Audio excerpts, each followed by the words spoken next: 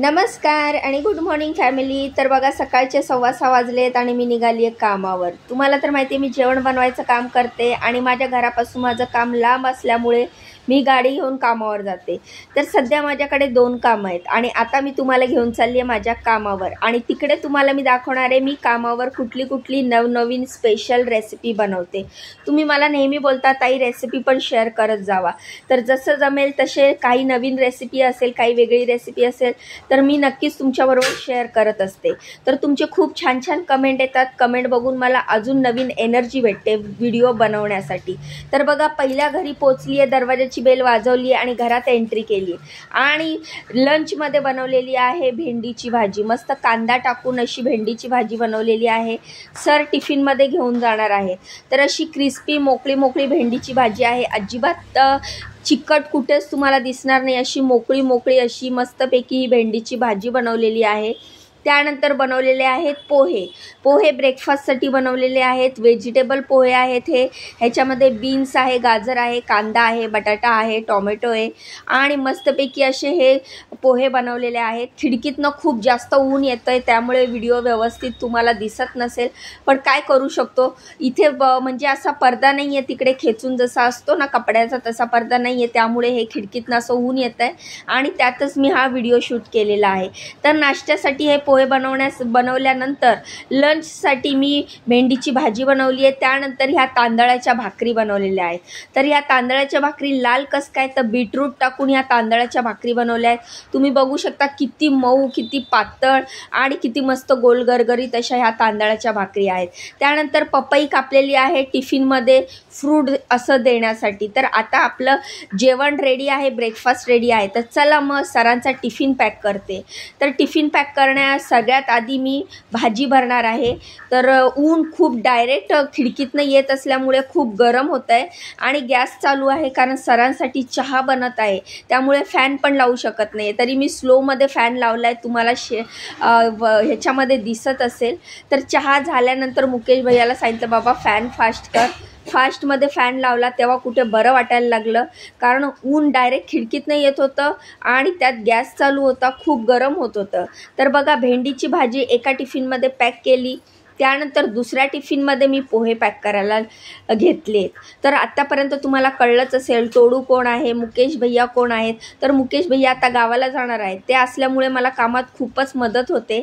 तर हे बघा पोहे पण मी पॅक केलेले आहेत एका टिफिनमध्ये आणि आता तिसऱ्या टिफिनमध्ये मी ही तांदळाची भाकरी म्हणजे तांदळाची चपाती पण म्हणू शकतो आपण, तूप लावलेलं आहे, बीटरूट टाकलेलं आहे किसून, मस्तपैकी छान लाल बुंद असे हे आपले तांदळाच्या भाकरी दिसत आहेत। तर मऊ पण खूप आहेत। तर अशा प्रकारे हे देखील मी एका टिफिनमध्ये पॅक करते।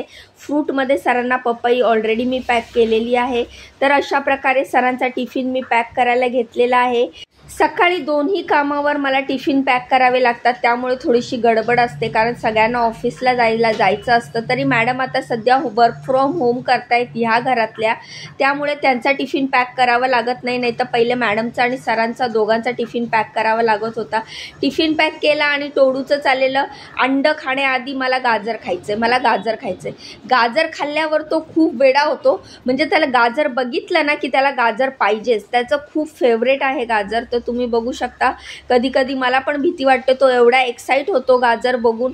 तर मी त्याचा ज्या भांड्यात तो खातो गाजर त्या भांड्यात देईपर्यंत त्याला धीरच नव्हता, शेवटी खालीच टाकलं गाजर आणि तो खूप आवडीने गाजर खातो। टोडूला गाजर खूप आवडतो, तर त्याने अंड न खाता गाजरच खाल्लंय आता, तर थोड्या वेळाने तो अंड खाईल। तर अशा प्रकारे सगळा स्वयंपाक झालाय, सरांचा टिफिन पॅक केलाय, सरांच्या बॉटलमध्ये चहा देखील भरलेला आहे। आज सरांना उशीर झाला जायला, तर सर बोलले मला चहा प्यायला वेळ नाहीये, मला बॉटलमध्ये चहा दे। तर थर्मासमध्ये सरांच्या चहा ओतलाय म्हणजे गाळलाय आणि टिफिन पॅक करून मी आता निघाली आहे दुसऱ्या कामावर।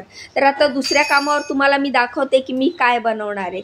तर दुसऱ्या कामावर जाण्यासाठी लिफ्टमध्ये एंट्री केली, लिफ्टचं बटन दाबलं आणि मी निघाली आहे दुसऱ्या कामावर।